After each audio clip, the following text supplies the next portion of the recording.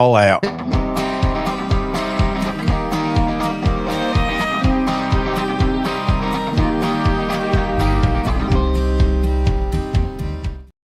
Welcome in, latest episode of that SEC podcast.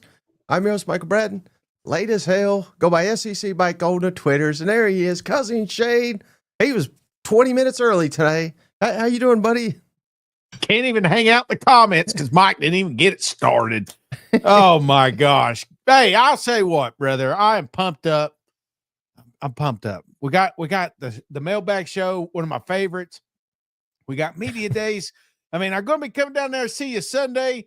You know, I'm pumped up. I'm excited. We're going to see a lot of people I haven't got to see in a long time. Hell, some of them since last year. And yeah, it's that time. It just feels like when you go to media days, it's on, man. It's college football time, baby.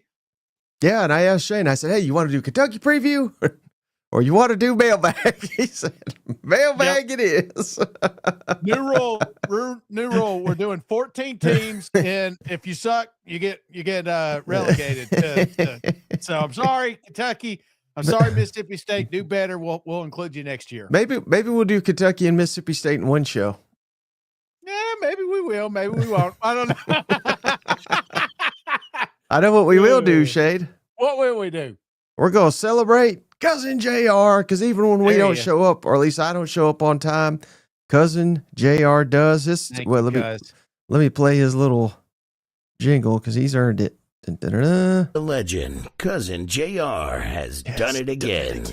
This time, Shane, JR has blessed Aaron Joseph. Aaron, welcome to the family, courtesy of the legend, JR. The memberships in this podcast are brought to you in part by Cousin JR. Hell yeah. Oh, Steven up. He just woke up. Steven up. He's feeling some SEC Media Days love. Always showing up for them boys Hell in yeah, Tuscaloosa. It's Steven up. Roll Steven Tide. up. This time he has blessed Shane Heartbroken Hog. Welcome to the family. Courtesy of Steven up. We appreciate you, buddy. Hell yeah.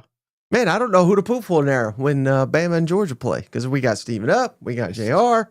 I'm torn. You know what I'm saying? So, hey, I was thinking about that Vanderbilt that popped back up, and I thought you were playing with me because that was the first thing that popped up around the ring. I was like, damn, we are doing 2 days of Vanderbilt. Well, here's the deal, Shane. I mean, again, true story. Why was I late? I'll tell you. Well, I've had some meetings today. I've had some appearances, radios, stuff. But these team previews legitimately take me about 7 hours to get ready.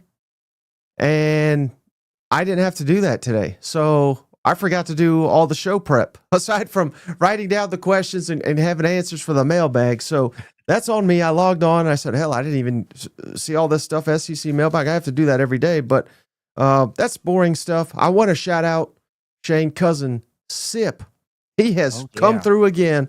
Cousin Sip's, he's the one, Shane, that sent us the JR Bell. So we're thankful for that. The Schven Bell. And we got a couple more. He's donated, Shane. He's donated for Cousin Rick. We got an A&M cowbell. Hell yeah. Thanks to Cousin Sip. We've got speaking of Steven Up, we got a Steven Up Bama cowbell. Thanks to Cousin Sip. We got Ole Miss Hottie. I've never seen an Ole Miss cowbell, but we got it, Shane. There for Cousin Tim with the broken egg. And then last but certainly not least, we got a Gators, Shane, for Cousin Liquid Flames, a.k.a. Cousin Dustin. So those are going to be proudly displayed here on the set for as long as we have it. So we appreciate you, Cousin Sip. That's awesome, man. Yeah. And if you guys ever want to, you said, hey, somebody got on to me today, said, oh, you guys Tennessee, Mizzou. I was like, man, I'll put anything up there. I mean, to an extent, you know what I'm saying? Send it to us and you can be part of the show. Absolutely. Yeah. Hell, it's my birthday Saturday, Mike. You know what I'm saying? So if you want to send some birthday stuff, put it up here and we'll put it up behind us. There you go. There you go. I mean, good Lord, I can't imagine the food that's headed your way now. You know what? If you want to send some little Debbie's, just, celebrate 74 pounds I'm down. Absolutely. And hey, so we got a little show announcement. So this will be our final live show until SEC Media Days, but we got a great one coming up. It's going to drop this weekend, probably Saturday. When Shane and I got together and did the quarterback rankings, we also recorded another podcast, my official SEC Media Days ballot. So be on the lookout for that. That's going to be dropping. I got to put that together, and so we'll give you guys some extra content because we won't be able to go Sunday because we'll be traveling. So there will be a podcast for you guys. And man, Shane, Steven up. He just gave us $50. I'm gonna play his jingle again. Always showing up for them boys in Tuscaloosa. It's Steven Up. Roll Tide. Yeah. Shout out Steven Up. Shout out to Mr. Sip for the cowbell and a little something for the trip to the ATL. We appreciate you, Steven. Absolutely. I saw somebody put on there, said Shane's going to eat 74 pounds of cake Saturday. Hey, shout out Malcolm. Shane, I told you doing a Vanderbilt preview would pay off. We got a cousin donated, so we appreciate you, Malcolm. Welcome to the family. Welcome to the family. Everybody's welcome here, Shane, even Vanderbilt fans. You know what? Yes, absolutely. And just a quick reminder. So the show will be a little bit different next week. We will be going live from Music Row. So the show will be dictated on basically what we heard that day. But we will give you a recap at the end of every day. And of course, as soon as we get the interviews cleaned and prepped, we'll be putting those out as well. So that's why the notifications are important. That's why the thumbs up always helps, keeps you alert, keeps you abreast, as the smart people say. And then whenever that happens, you guys will be notified. Hey, happy birthday too to cousin Benny. Hey, that's his dad, or excuse me, his dad. His dad's birthday, same day as you, Shane. Son? No, just kidding. And then check out this comment, Shane, from cousin. Where was it? Cousin Kyle. He says that cake is in trouble. In trouble, boys. There was one more. It was pretty awesome. Where was it? Cousin Sven. Cousin Shane, I send you 3 pounds of cinnamon if you talk bad about Mississippi State. And it was Cousin Rick. I can't find it, but Cousin Rick wants to know, Shane, is it legal to mail someone Little Debbie's across state lines? Yes. Yeah. I believe so. All right. So you ready to get into SEC Media Days mailbag? Hell yeah. Let's do it. All right, first question, and as always, official cousins always get their questions answered on the YouTube. So here's one, Shane, from Cousin Bulldog, Mississippi. Will Cousin Mike and Cousin Shane meet up with Paul Finebaum down there in Media Days? So I don't officially know, but I certainly hope. I hope so. I mean, we'll certainly see him down there, and who knows? We may be on the show. He may be coming on our show. But I don't really have an official answer. Yeah, I think he unblocks us the week of, and then then he blocks us again. I mean, odds are we're going to see Paul. That's one thing you see everybody. You see all kinds of personalities running around. I'm sure Paul will come over to the table and we'll try to work something out. But he's a busy man. But definitely I would imagine we'll get on there for about 2 minutes before Nick Saban shows up again. I don't think Saban's coming to this one, is what I've been told. But yeah, to your point, really? I always feel bad for Paul, because it's like at that thing. I mean, I get grabbed by, and Shane obviously is like a super celebrity down there.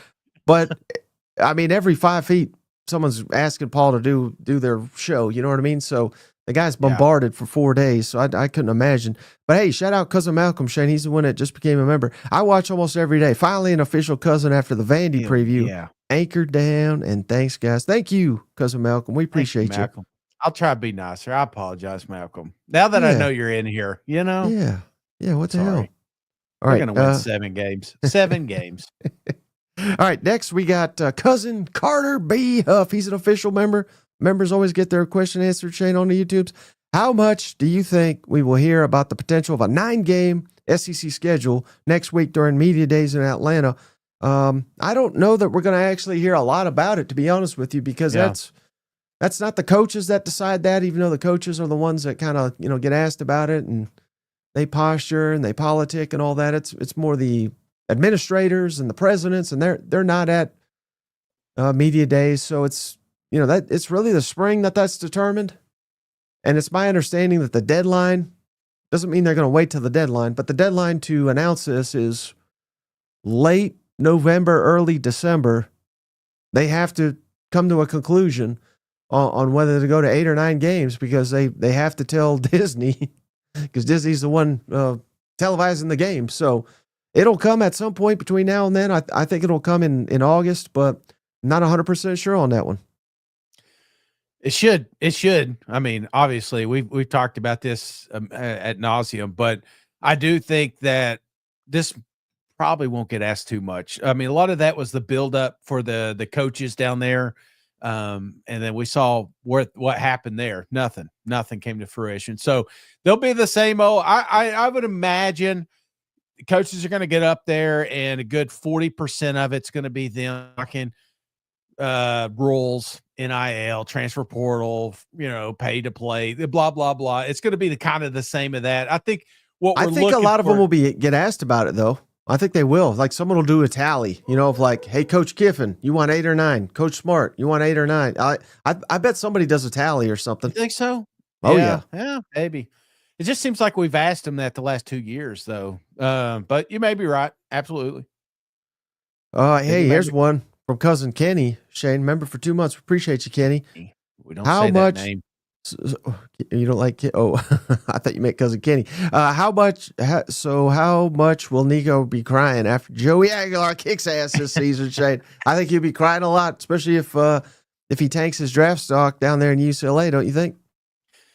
Well, I tell you what, if he's not upset, I mean, and again, I feel upset about the whole situation, but the parents, and I don't know if the parents learned, I feel like it'll be a woe is me. That could be us, but no, I'm excited for the next chapter here, and I've kind of bought into Aguilar, so I'm looking forward to it, man. And I guarantee you, I'm going to I'll remind his whole family every week, every time he puts up superb stats, Yeah.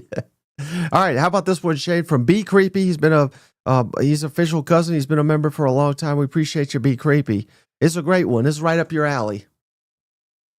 What are y'all's top 4 teams, Shane, that can make the SEC championship this season and possibly the college football playoff?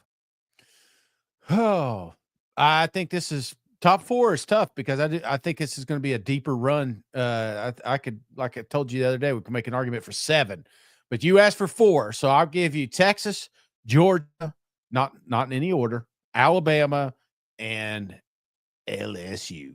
Those are my 4. Well, I think that's going to be the consensus of the 4. I wouldn't throw LSU in there. I'm saying A&M.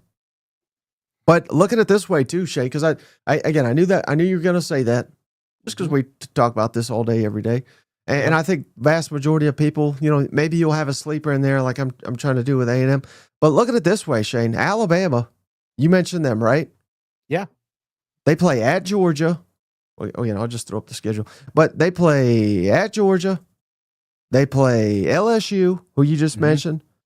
They play Tennessee, who's beaten them 2 out of 3. They play South Carolina, who they barely beat, and it's at South Carolina. And South Carolina may have the best quarterback in the conference. They play at Missouri, who you're very high on, and they play at Auburn. So, I mean, there's a ton of landmines. It ain't going to be easy. And again, I'm doing this for all the teams. Georgia, yes. Are they one of the best? Do they almost always get there? Or, well, hell, they have. Well, not every year, but damn near every year. They play Texas. They play Bama. I mean, this is not going to be easy for them. Ole Miss whooped them last year. They play at Tennessee. I think Florida's going to be really good. Texas, they got to, again, people mock their schedule, but they play at Ohio State. Yeah. That's a coin toss week one. I don't care what anybody says. I would lean Texas, but that doesn't mean they're going to win. They play at Florida. That's their first conference game. I think that's the toughest place to play in the conference right now. A&M at Georgia, Oklahoma. I mean, just because we all assume these are the teams, yeah, that doesn't mean anything. You know what I mean? And again, we're always wrong. LSU at Clemson, at Ole Miss, at Alabama, at Oklahoma. I mean, these are some damn good teams. Yeah. And if one goes, just one, Shane, it don't matter if it's like the Florida game, the South Carolina game, the A&M, Ole Miss, one goes the opposite way of what we all think it's going, they're probably not making it. Yeah. And that goes, I'm not picking on LSU. I'm saying for all these teams, it goes that way. So I think the margin for error is very, very small. Yeah. And again, we look at these teams and we predict how good they're going to be. We don't know how bad some of these teams are going to be. So yeah, there's a lot of chaos going to be happening in 2025. And I just think there's an argument, like I said, to be made. There's 4 other teams that I didn't even mention. I mean, you talk Florida, Tennessee, Ole Miss, I was going to ask you that. Oklahoma, so that's wasn't part of his question, but if you had to pick 2 or 3 dark horse, I don't know, whatever you want to call them, but maybe just on the fringe that exactly what I just said, but the opposite. Maybe Mizzou wins this game. Maybe Tennessee wins this game. I just gave away 2 of them. Well, what are 2 or 3 teams maybe that you're not saying they're going to make the playoff? Yeah, but they could, and you're close to maybe picking them for playoff. Does that make sense? Absolutely, and all 3 of these are related because of schedule. I feel like just get to the dance. You have to have an easier road. There's tough roads. There's some tough. I mean, you talk about your Florida Gators. I think they may have the toughest road to a college football playoff. But you look at Tennessee's schedule, you look at Mizzou's schedule, you look at Ole Miss schedule. Those are the 3 that I would be leaning toward, not so much for winning a national championship, but making the dance based off scheduling alone. Yeah, I'm glad you said that. I was going to say Mizzou, Tennessee, and South Carolina. Who again, I know it's tough, but I'm out here telling you, I think Sellers is the best quarterback. If that's true, and again, I could be wrong. Yeah. Last year I said Brady Cook, best quarterback. But if Sellers is the best, I don't know. I don't know how many games they're losing, but probably not many. Yeah. No, not many. Not many at all. I mean, and some people think LSU isn't going to be that good, Right. I'm not one of them, but if that's the case, then all of a sudden that LSU game didn't look as tough. It's not just an easy loss. Ole Miss, another one. We're so used to Lane Kiffin winning 9-10 games a year, but what if he doesn't? Then all of a sudden, South Carolina may have that one. So I don't know, brother. This is going to be such a up and down season, and that's why I was telling you I was excited about this year. Not so much because of the college football playoff teams. It's just because the teams that we're not mentioning still are going to be competitive every single Saturday, and they're going to ruin it for a lot of these SEC programs. So I'm just pumped up about each Saturday matchup. Hey, how about this comment? Hopefully I didn't miss it.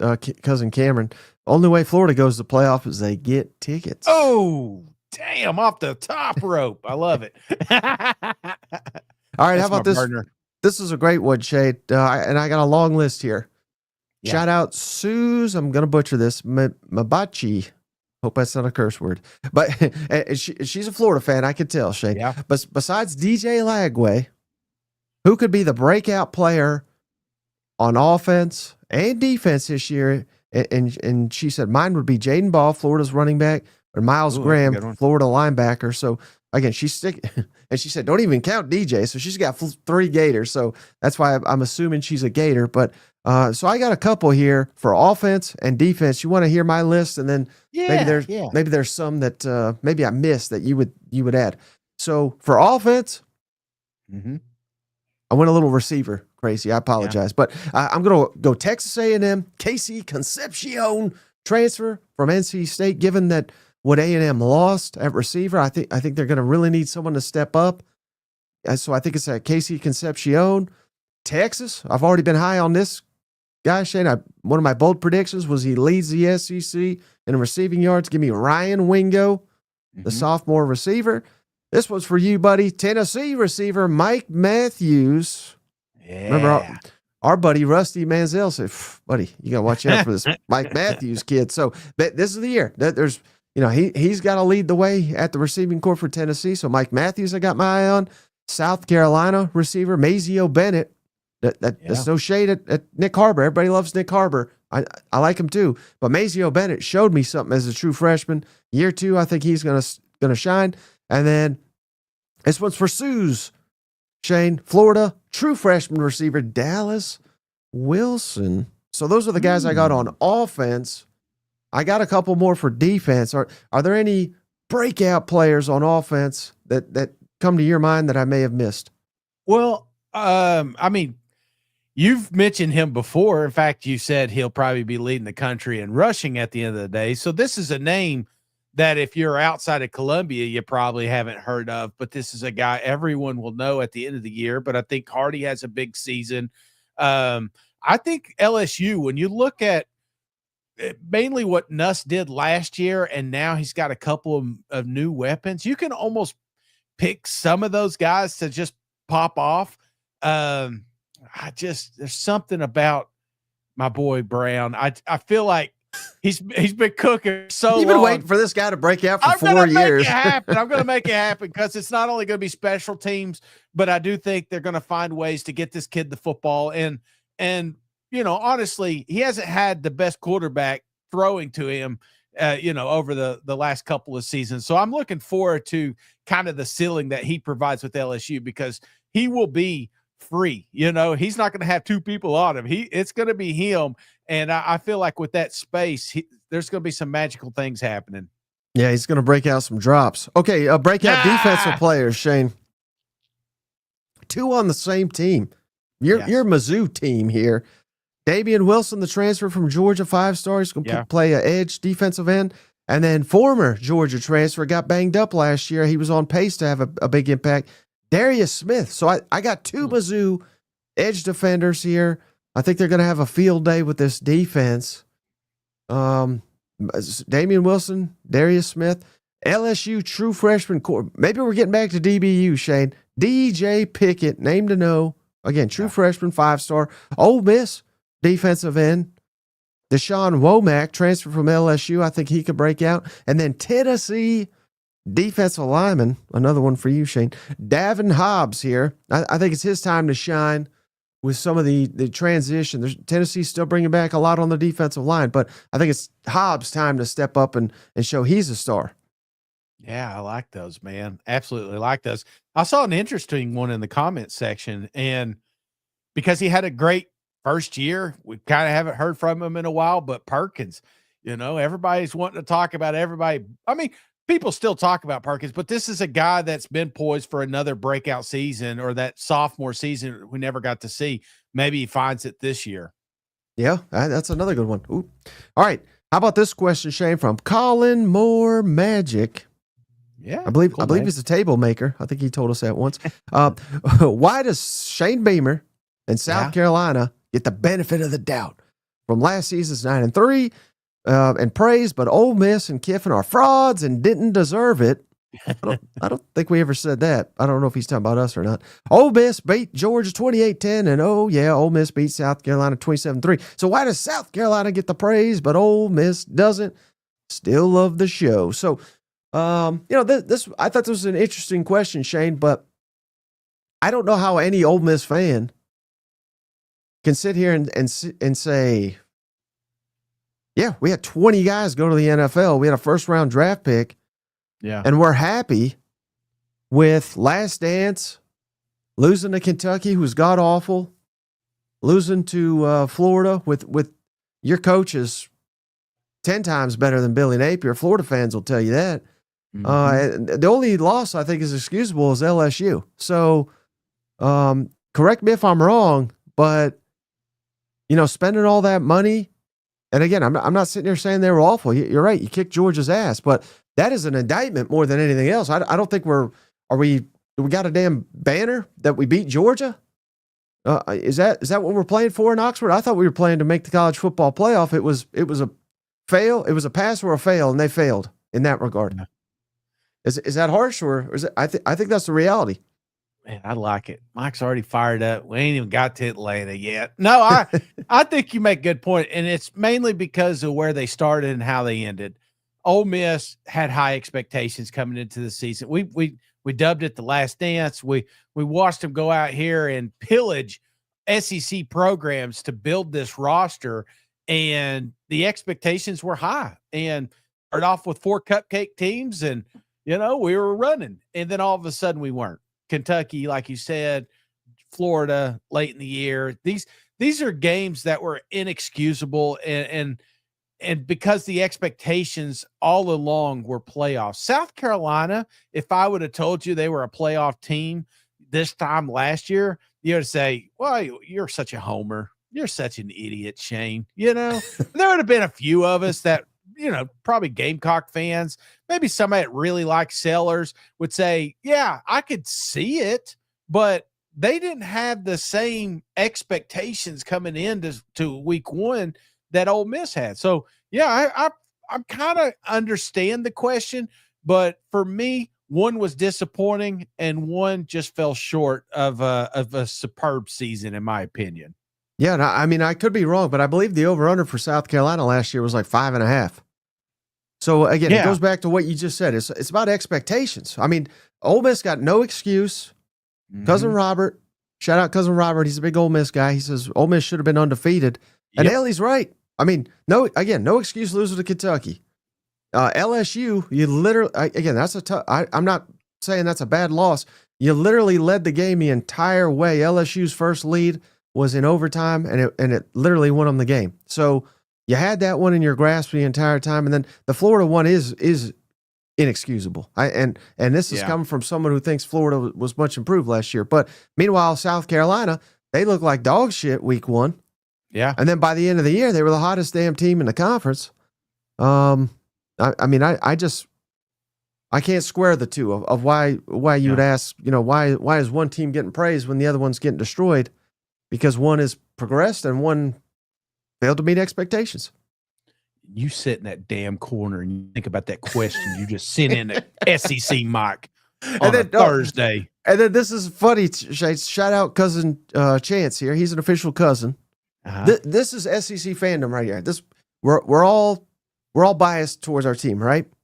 Yeah. So here's cousin Chance. I just read that one from shout out cousin Colin Moore. We do appreciate the question. Cousin Chance, then he followed it up immediately. Why is everybody sleeping on South Carolina? Why don't they get the benefit of replacing draft picks like Ole Miss? So, I mean, it's all through the lens of how you're looking at it, right? Yeah. So he's saying everybody's sleeping on my damn Gamecocks here. So I don't know that we are, but I think that is a legitimate question for South Carolina, at least when we look at what they are this year, replacing 4 top 40 draft picks. Yeah. I mean, that just ain't easy. And I think if you're South Carolina, you're looking at it like, thank goodness. I mean, this is not super easy, but Virginia Tech, South Carolina State, I think that's to your advantage that you're playing these teams early, as opposed to, if you, I know they never play Clemson week 1, but if you're playing Clemson week 1, if you're playing Missouri week 2, if you're playing LSU week 3, I mean, this is a gauntlet here, but the schedule at least sets up to where if it takes you a week or two to find the correct pieces to replace those great players you lost, at least the schedule lines up for you. And I don't know. I just thought it was hilarious how those questions came back to back. Man, we're all undefeated right now, Mike. All right, how about this one, Shane? Now, this is a deep one. Deep one. I put this as the headline for a reason. Shout out Ole Miss. Yeah. Big Ole Miss fan. What's your most memorable game for each SEC team? Oh, so shit. Ever? I mean, I mean, that's kind of where he's going here. Ever, I guess, but, and it doesn't have to, it doesn't say it has to be a win. It could be literally anyone that you want to think of. So I have one for each. Give you some time to think about it, because I think you will agree with some of mine, Yeah. And I think you'll come to your own. So maybe it might be too hard for you to come up with 16 off the top of your head. But we'll go in order. In fact, the first two teams probably may be the same game. So yeah, Alabama. Yeah. Kick six. Yeah, that's what I was thinking. So kick six for Auburn and Alabama, no doubt. I mean, that's, the guy.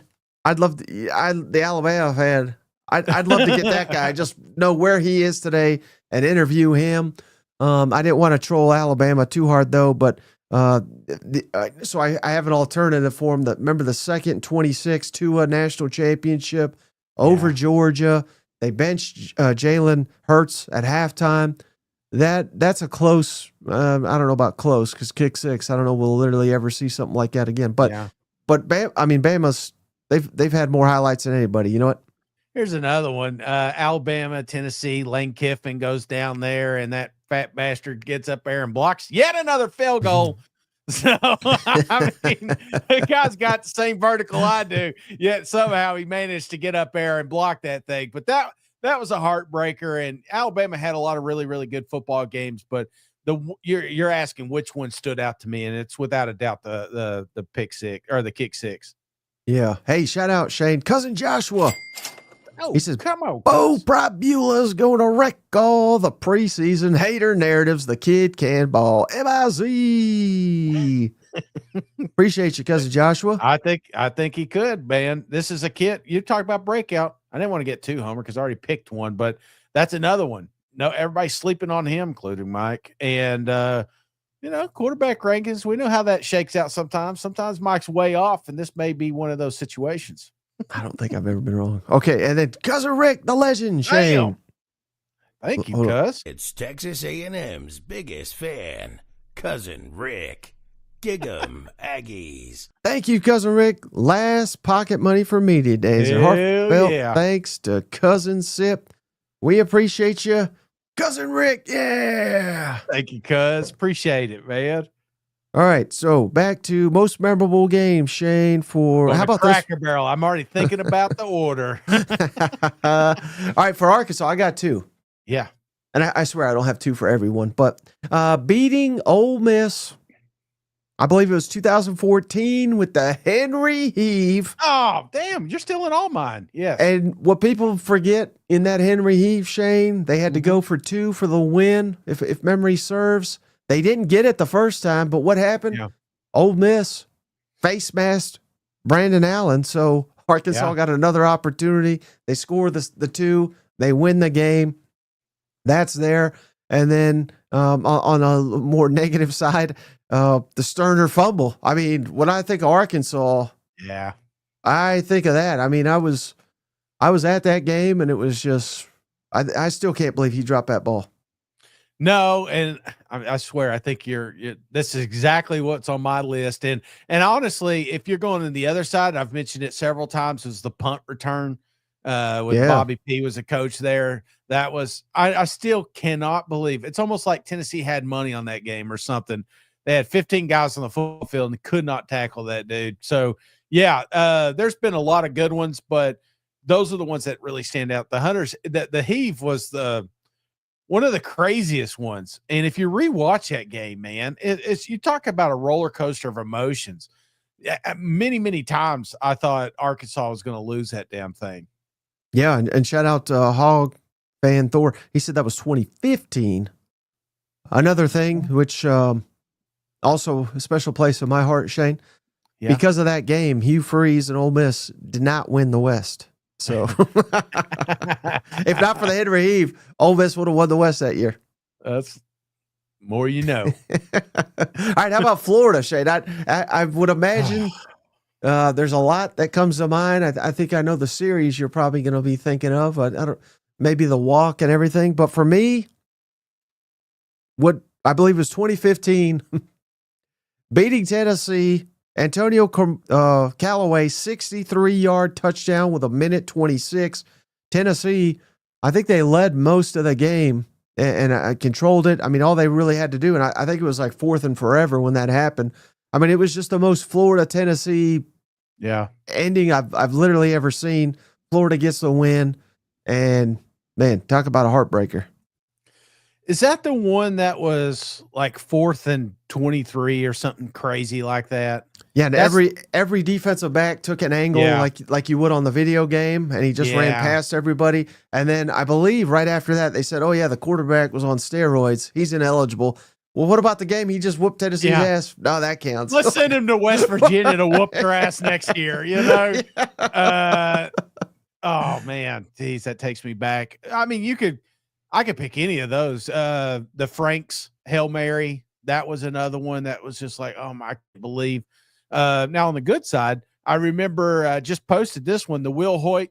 Remember when he missed the extra point? This back in the Fulmer days, and missed an extra point, got a redemption shot, 50-yard field goal. Man, you talk about cloud nine. Kids.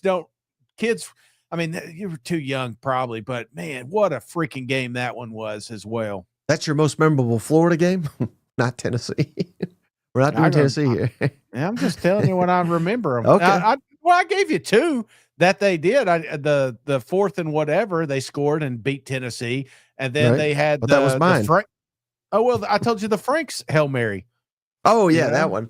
Jeez, how many Floridas I got to have? It's basically every Florida-Tennessee game. You know what? The shoe toss, you want me to bring that one up? The 4th down over at LSU, I can bring that one up. How about Georgia? What's the most memorable game for Georgia? I went with, I don't know why this stands out. Again, this is, it could be whatever you want. What actually stands out to you when you think of Florida or Georgia or any of these teams? For me, I believe it was 2007 when they scored a touchdown against Florida. Mm-hmm. Remember the entire team ran onto the field and celebrated. And I believe I was at your apartment there. What was that little apartment you had? We were watching that game. So I don't know why, but to me, that's always stood out. That's burned into my memory. That was a good one. But I'm going to go one that crushed me, man. I was there. It was the, what do they call it? Dobnail? Not Dobnail. The knob. How do you say that? You know what I'm saying? The whatever saying is, hobnail boot. Yeah, that was it. So Tennessee, Georgia, I went to this game. I was hung over. Oh my God, I was hung over. And we're supposed to win. It's supposed to be an easy one. We just go down here and kick Georgia's ass. That's what we're supposed to do. And it didn't happen that way. They kept hanging out. And then Tennessee gets the lead. They do this stupid squib kick that goes like 20 yards. And within seconds, man, Georgia's in the end zone dancing and screaming and yelling. And I tell you what, that was about the time frame with Who Let the Dogs Out. Oh my gosh. I thought there was like 10 Georgia fans when this happened. Then it felt like half the stadium was Georgia fans. I heard that on the way out. That was the worst experience I've ever felt, man. That was a terrible game.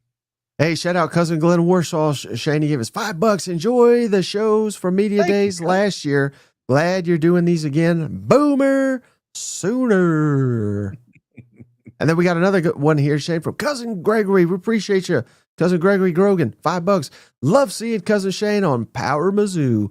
Mine was either 2003 Brad Smith versus Nebraska or 2007 versus Little KU. But as SEC 2013, Texas A&M. Yeah. So we'll get to them in a second. How about Kentucky? What's a standout for Kentucky? Not damn. I'll give you two. One good, one bad. The good one was going down to Florida, getting the first win in 30 something years. That was a massive one. I remember what's his name throwing a 50 something yard bomb. I mean, it was just a great game. And then on the opposite side was the Miracle LSU Bluegrass Miracle. Yeah. They screwed that one up. I mean, you know me. I loved the situation. I loved everybody involved. I mean, Jared Lorenzen, the hefty lefty, and there was just some terrible time management at the end. They left LSU enough time, and still blows my mind how that one got pulled off. That's an old Jefferson Pilot Sports favorite right there. Yeah, I think those were right where I was going to go, but I'll give you a third one. You remember the bowl game where they didn't have a quarterback? Yeah. They had to put Lynn Bowden back there. He was just like all-time Wildcat quarterback. And they beat Virginia Tech. Yes. You know, there was a fight before the game, I believe. Little trivia for you, Shane. Do you remember who was the quarterback? Hendon Hooker. Yeah, for Virginia Tech. Last time he lost to Kentucky. I wasn't going to say anything till the end. I was like, oh, sweet. Opportunity to see Hendon Hooker here. All right, how about LSU? Favorite or not favorite, but just most memorable? I got a couple here, good and bad. 2019, basically the entire season, Shane. I mean, it was a whirlwind. But beating Alabama in Tuscaloosa, that was the first time I think President Trump went to one of these colleges. I mean, it was like a Super Bowl of college. I mean, that was just insane. They whooped Georgia in the SEC championship, unlike basically any team during Kirby's time. They absolutely hammered Oklahoma. I think they were up 50 points on Oklahoma at halftime. Yeah. And then Clemson had a hell of a team, and they whooped them. So that, I know that's cheating because that's like 10 games there, but that entire thing was special and even more memorable the year before, Shane. Remember, they lost to Alabama 29-0. That was the infamous, there was a girl in the crowd and they zoomed in on her and she was just shaking her head. Yeah. And that was the moment Ed Orgeron after the game said, we're coming. We ain't backing down. And he was right. You know what? Oh, a lot of good ones, man. I think about, oh man, I keep going back to Tennessee. Why do I keep doing that? Because I was watching them. But say what you want. The Tennessee LSU matchup, SEC Championship 2001. That one was one Tennessee should have won, but somehow they didn't. You know what I'm saying? That was a big one because it just really wrecked the BCS. Nobody wanted to play Miami. I don't think that was the case, but another one that really stood out besides the Miracle up in Kentucky is probably just some of the Florida matchups. You know what I'm saying? I mentioned the shoe toss and everything. There's been some really, really good games. I would probably say, hell, one of those two would have been fine as well. Hey, shout out Horton hears you, Shane. Apparently, Horton couldn't hear you, so he's gifting you a membership. Horton hear you, Shane has gifted Stephen L. Stephen, welcome to the family. Courtesy Thank you, Horton. Horton hears you. Appreciate you, buddy. Hell yeah. All right, Shane. So, how about Oklahoma? You got a favorite for Oklahoma? This ain't going to be your favorite, Shane, but when I think of Oklahoma, I think of 2015 coming to Neyland Stadium. What a sight that was. Baker Mayfield. That was like the legend of Baker Mayfield was born that day, won in overtime. Butch Jones didn't want to go for it on 4th and inches from the goal line. Should have fired him that day. But I don't know. That was like my first. Of course, I knew about Oklahoma before that, but that was my first time watching them in action. That's kind of burned into my memory too. Well, you don't realize how special someone is until you like see them firsthand. And you're right. That whole Baker Mayfield thing, I never got until I saw it, and I was like, damn, you know. And to this day, I still see him. There's a little bit of me that just absolutely hates that bastard, but they did it. They ripped the hearts out of us here in Knoxville, and that's I'd be lying if I said I mean, you could think about the time we went over there and they stropped the field. That was another one that kind of stood out to me. But pick a national championship team as well. There's been a lot of great games for Oklahoma, but those are a little bit more personal to me. How about Ole Miss, Shane? Again, there's been many memories. Yeah. I love the Egg Bowls, and I'm sticking with that. Elijah Moore doing the dog pee in the end zone. Oh, that's all the coaching staff got fired, and I mean that's it's kind of sad that rivalry has died down because it may have been the best at the time in the conference, but that was kind of the pinnacle of that. Again, I'm just picking teams. You remember when Dexter McCluster had 5,000 yards against Tennessee? That was a game I can remember. I'm trying to think of another one. I felt like the Georgia game last year. That's pretty special. I think we'll look back at that one several years from now and talk about maybe the first time you beat Georgia in a long time. So, those are a couple of good games, but the dog or could have said either one of the back-to-back Alabama wins too. Oh yeah, what was the the pass that went up straight up in the air. Who was it? Kelly. It was Kelly threw that one. Remember that one? Machine Gun Kelly. Yeah, it felt like that's when you knew Nick Saban over there just say, what the, the cuss cam. That's when that one got invented. So I love that one. How about Mississippi State? I don't know. I always remember this, Shane, because my first year in the media, I don't even think you can look this up anymore. You can't fact check me, but I used to own the domain SEC Mike. Yeah. And I wrote an article, Mississippi State, the team to watch in 2014. They were 40-1 to win the SEC. I put a sizable bet on it. Of course, it didn't happen. But that was the year they rose to number 1. Nobody saw that coming. Beating LSU in Baton Rouge, that was kind of like the Dak Prescott welcome game to the America got to know Dak Prescott, who's come on to NFL fame. And then the opener of the 2020 season, first Mike Leach game, threw for like 700 yards, beat the defending national champions. Those two Mississippi State memories, those are my top favorite. Those are good. That's good. The LSU one for me is the Dak. And for some reason, I can't get the bearded trader helicopter hit out of my head either. That was another fun one for me. Do you remember who that was even against? No. Syracuse. Oh, yeah. I don't know why I remember that, but I do. I'm wrong. I think it was Kansas State. I'm pretty sure it was Kansas State. But the fact that I can't even remember, who knows? Yeah. All right, how about Mizzou, Shane? Your beloved Mizzou. Oh, I was there. It's got to be the game you went to, right? Yeah, that one. Well, I will never forget that one. Obviously, I forgot the first 3 quarters, but that last quarter is pretty damn special, and so were the fans that were down there. It was just an awesome experience all the way around. So that one will always. The other one I would mention, probably their first year in the SEC, they went against, if I'm not mistaken, Texas A&M. Josie had that big run. That was pretty electric, and that's when you kind of knew Mizzou was legit. By God, they were when they first got here in the SEC. How about this? This may seem like a wild card. That these things, we live in a time where we don't remember what happened 10 minutes ago, but it wasn't that long ago. Shane, Kansas State, 2023, beat them thanks to Harrison Mevis' 61-yard field goal. And why that's memorable to me, I mean, Mizzou fans, they'll tell you they weren't thinking this way, but they were done with drink. They wanted Brady Cook out. They wanted drink out. They were done with all of it. And then you win that game. Everybody believed the whole time. You know what? They still been believing. So to me, that turned around the entire program. Yeah, it really did, man. Absolutely. All right, how about South Carolina? We watched this game together.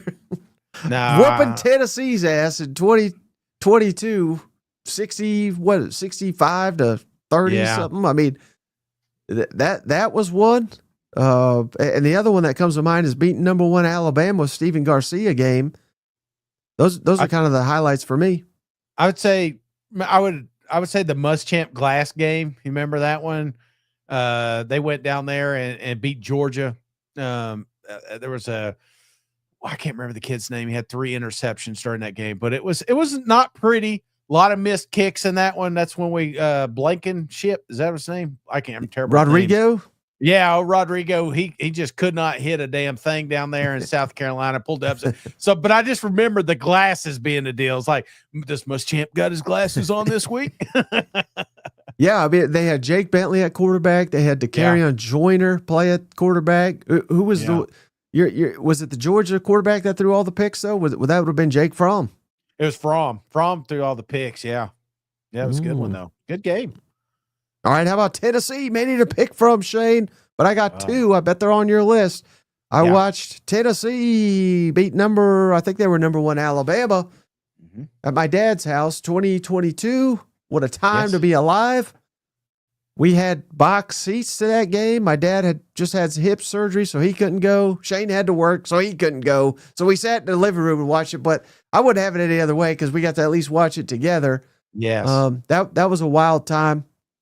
That's a great game. Well, how awesome was it lighting that cigar up That 85-year-old cigar.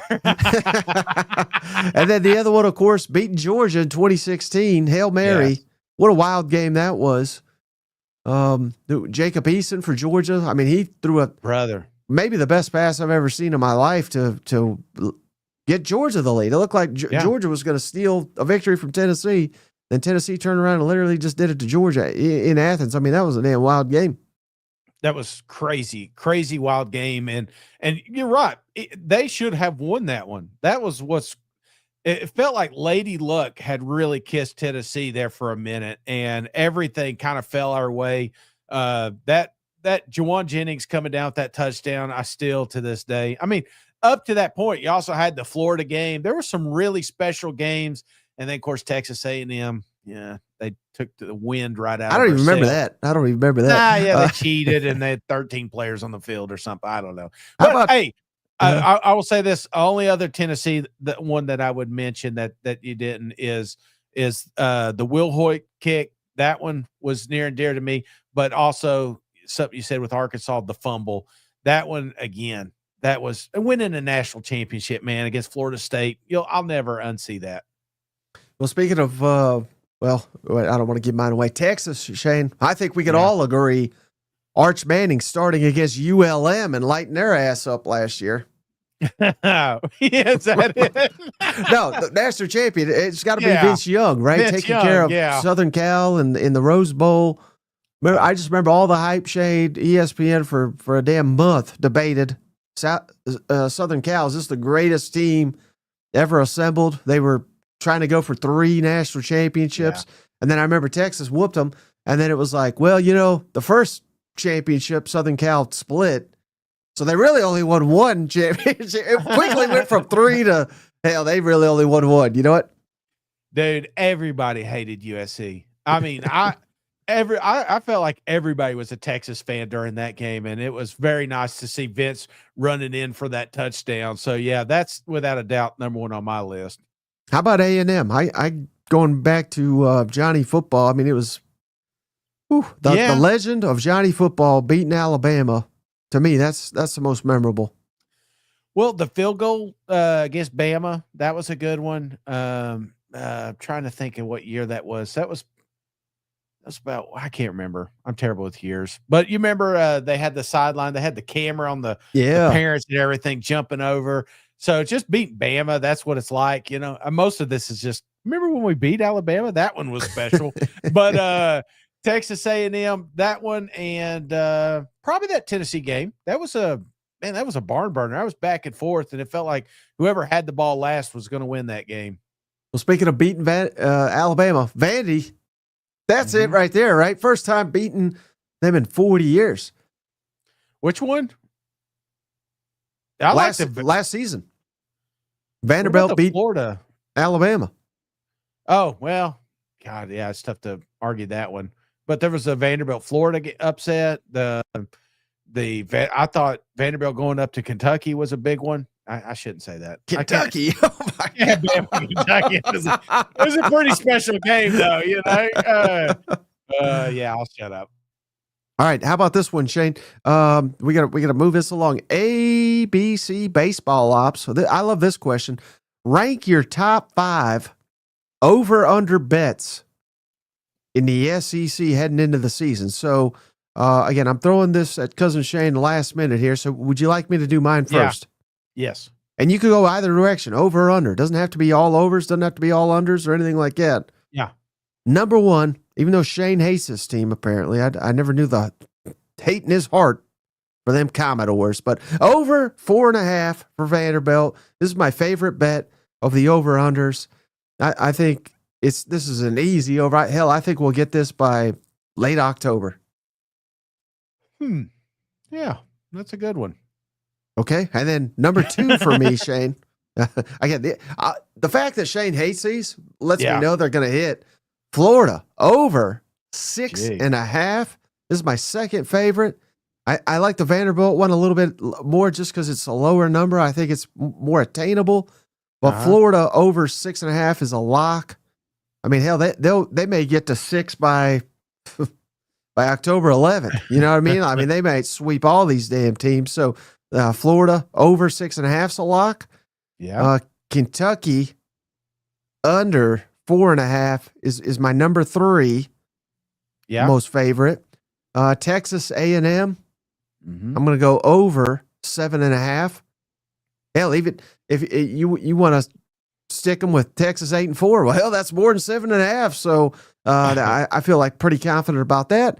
And then I know you pumped this team up as a playoff team, but I'm going to go Ole Miss under 8.5 would be my 5th most confident over/under win total. Do you have any that come to mind for you? Well, I would say over on Ole Miss. I just, again, I think very favorable schedule, and we're saying, oh man, they're not returning anybody, but who cares? It's Lane Kiffin. Look at that schedule, man. Look at all them home games, dude. They closed out the home games. They couldn't beat Kentucky last year. There's 8 wins. So can they beat Kentucky? Can they beat Mississippi State?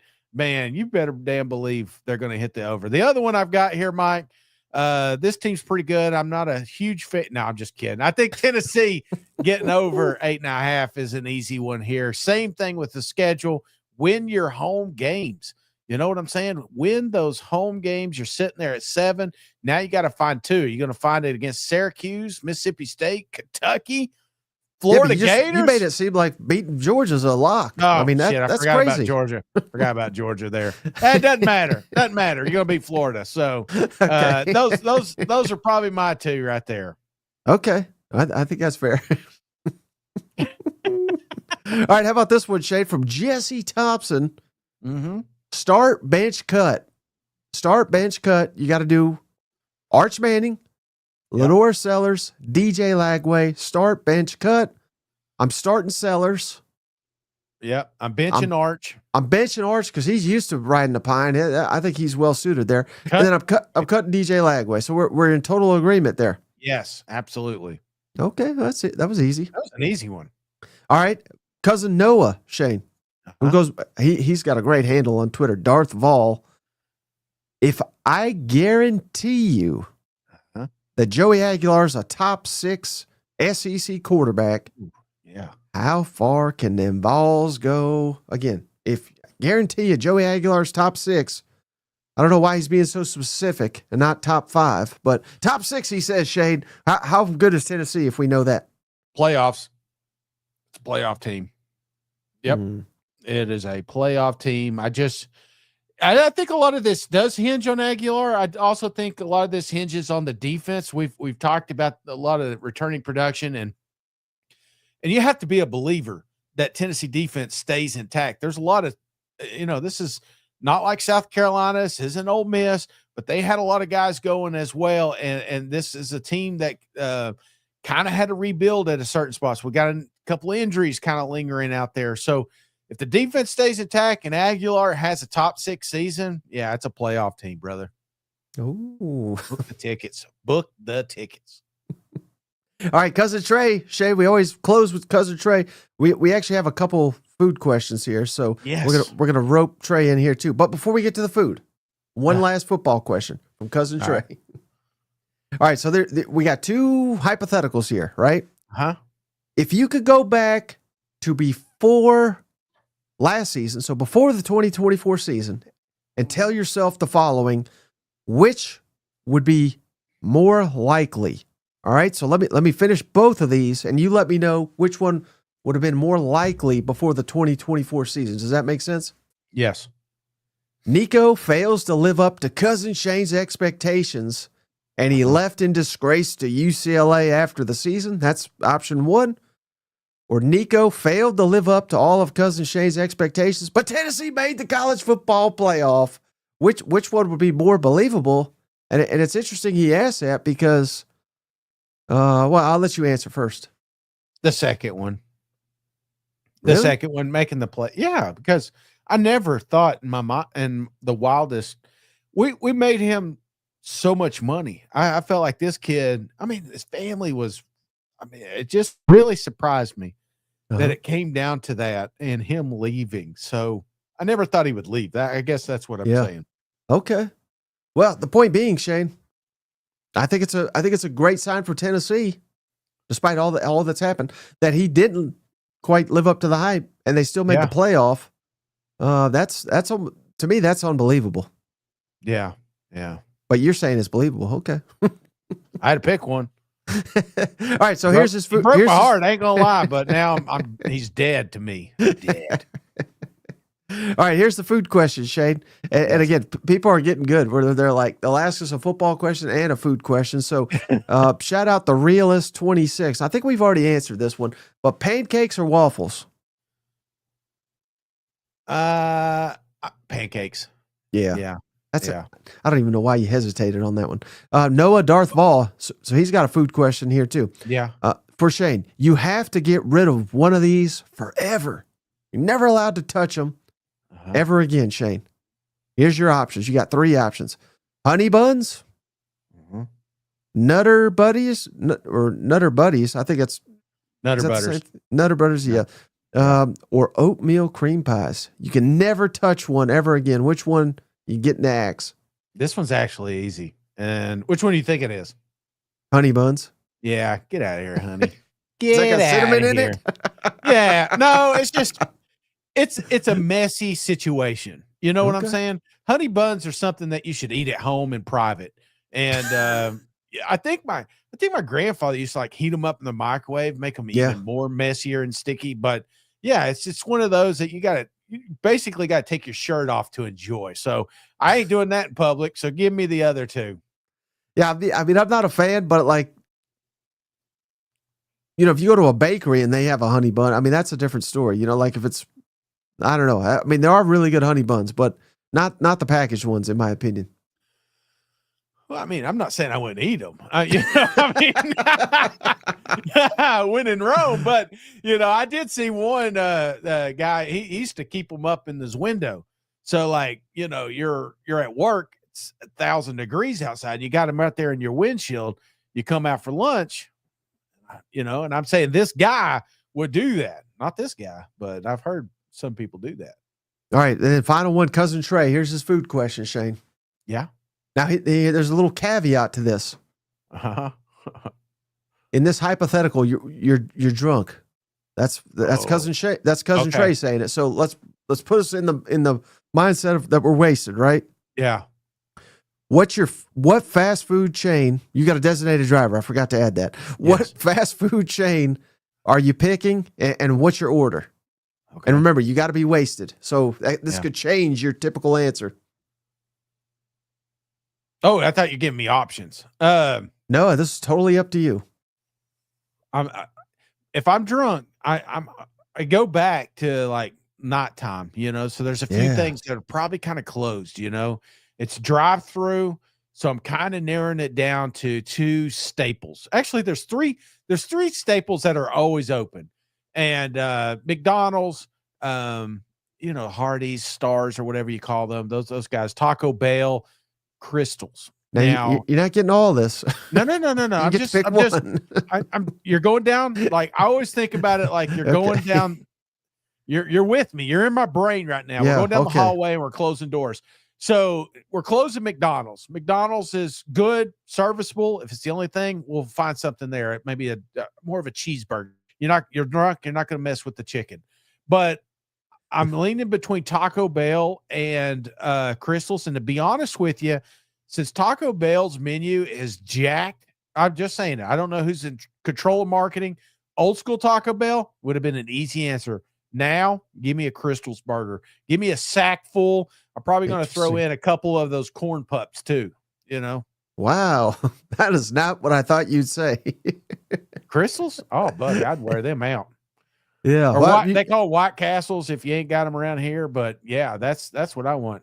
Remember growing up, I used to live across the street there in Morristown from Hardee's. So yeah, I think is it still a $6 burger? Well, it's probably not anymore, but that's what they called it. Yeah.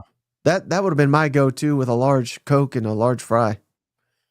I never got the Hardee's thing. I just they tried it.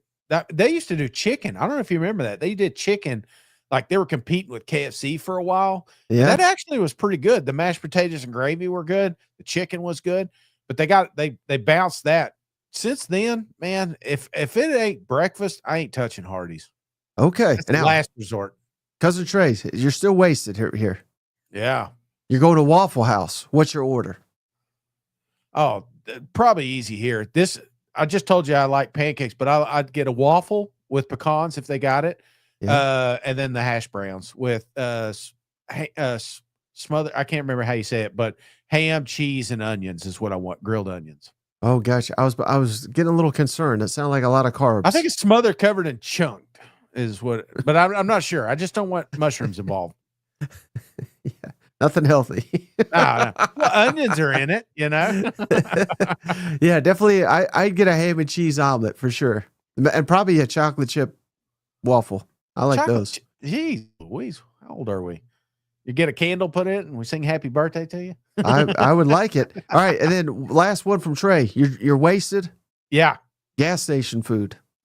Oh, dude. Nobody does better than Waggles. I don't know if you have a Waggles where you're at, but No. they're dynamite. But they're like high class. You know what I'm saying? So you're most likely you're going to be going to 7-Eleven type deal. Mm-hmm. I'm going to take some sort of pizza, you know, that Hungry Howie's pizza that seems to be at like every gas I've heard station. that's good. I've never had it. It's not bad. Not bad. Their breakfast pizza is pretty good too. But yeah, I think if you're in that situation, you're getting that, or you're just getting something from the convenience store itself. Like honey buns. Yeah, nowadays all the gas stations, they got, not all of them, but a lot of them, you know, they're attached to a McDonald's or a Hardee's or something like that. You'd have to believe you'd go over there. You know what? But I've always wanted to try, Shane. I've never actually seen it. I know they got it down there in Louisiana. Chicken on a stick. That's what I want to try if I'm drunk in a gas station. What's your road snack? Like, you do stop at a gas station. We all got that 2 or 3 things, like if we're in the mood for, you take with you on the road. Is it, what's your go-to? Because I've got a go-to if you need it sometime. Well, no, I still don't know the name of it, but it's like those corn nuts. Yeah. Yeah. That's exactly one of mine. I like the ranch kind. Yeah. That's so funny, man. I didn't know you were like it. All right. Well, we are related. And Twizzlers. Do you like Twizzlers by any chance? Red Twizzlers? No, you just made fun of the chocolate chip yeah, waffle, but you'll eat that junk? Brother, licorice has been around since the 20s. You know what I'm saying? Chocolate chip pancakes was created with the YouTube children. Yeah, I mean, no, I can't touch a Twizzler these days. No, that's probably best. Yeah. All right. Hey, anything else? We were completely off the rails here before we go into SEC Media Days. Anything else? Let me make sure I didn't miss anything from anybody.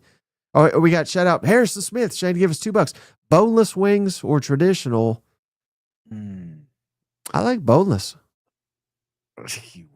You would. I like traditional. I do. In fact, we had an argument about drums or flats. And I always say, if you ask somebody that, everybody, if you're a man, you're going to say, "Oh, flats, man. I absolutely love flats." But deep down inside, you're like, "I love those drums." If nobody else was there and there was just drums on the table, you'd be happy. I think flats are overrated. Why do you, you're not the only one I've seen this, but people have it out for boneless wings. I feel like you get more meat. There's less waste. I don't know. It's just like, it's not boneless wing. It's just chicken breast. It's a chicken nugget is what it is. That's my favorite part of the chicken. Well, yeah. I mean, if that's what you want, man, you know, I mean, nobody's taking that away from you. Is it less messy and more convenient? Absolutely. Is it better for you? No, I like dark meat. I am a fan of darker chicken, but I'm not gonna kick a boneless wing out of bed. You know what I'm saying?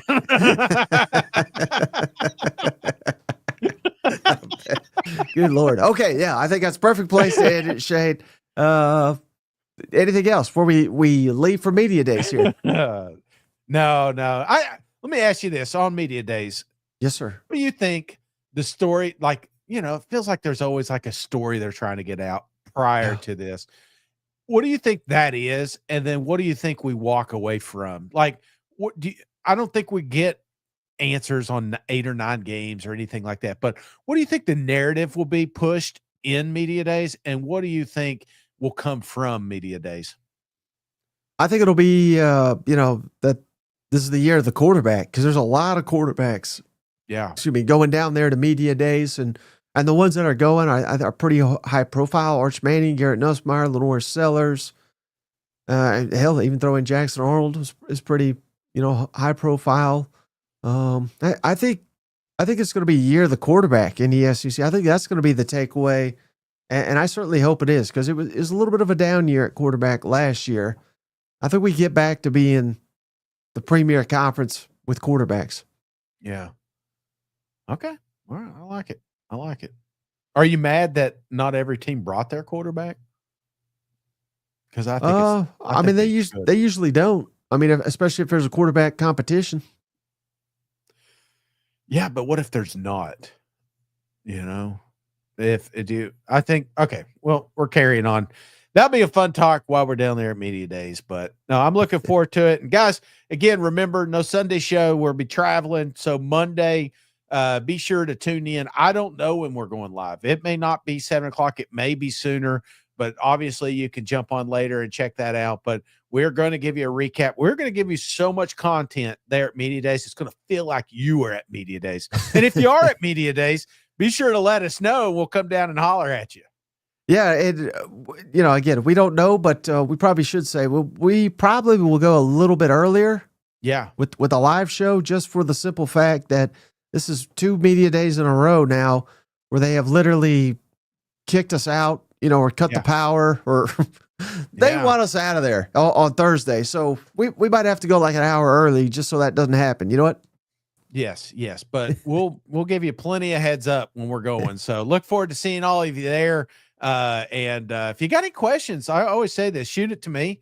You can find SEC Mike, or you can find me at Big Orange Vols on Twitter. Just shoot me a message, say, hey, if you do get to talk to this coach or these players, this is a question. Because if I get there and it's a good question, I'll say, hey, cousin Geez Louise asked this, and I'll get the answer for you. So I look forward to you guys being a part of the media days as well. All right, Shay. So that's going to do it for this episode. We appreciate each and every one of you. We'll catch you on the next one. All right, see you guys. Go Vols. Hey, buddy, this beer's for you, Mike, and Cousin Shane. That SEC podcast loves the Pirate, and the Pirate loves that SEC podcast. Hail State.